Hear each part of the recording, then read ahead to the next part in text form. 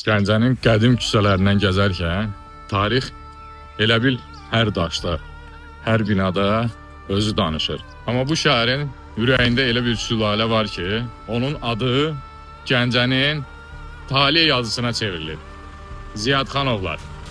Bu nəsil Qacar tayfasının Ziyadlı oymağından çıxaraq 16-cı əsrdə Qarabağ və Çuxursəddə, yəni İrəvan bölgəsinin hakimiyyətinə artıq sahib olmuşdur.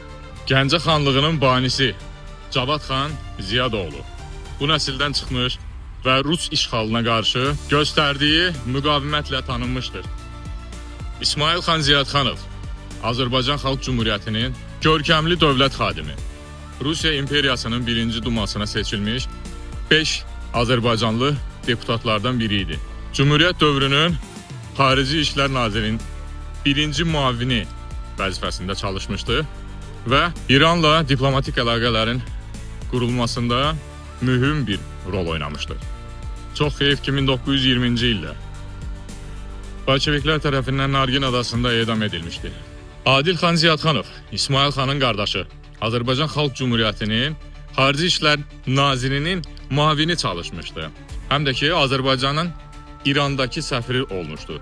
Şahverdi xan Ziyadxanov Çar ordusunda və Azərbaycan Cümhuriyyəti ordusunda zabit kimi xidmət etmiş İsmail və Adil xanların qardaşıdır. Bu nəsil sadəcə siyasi sahədə deyil, mədəni irsi ilə də tanınır və Ziyadxanovlar ailəsinin 19-cu əsrdə inşa etdirdiyi bu mülk indi Gəncə şəhəri Tarix Diyarşünaslıq Muzeyi kimi fəaliyyət göstərir. Bu bina Gəncə memarlığının və mədəni irsinin mühüm nümunələrindən biridir.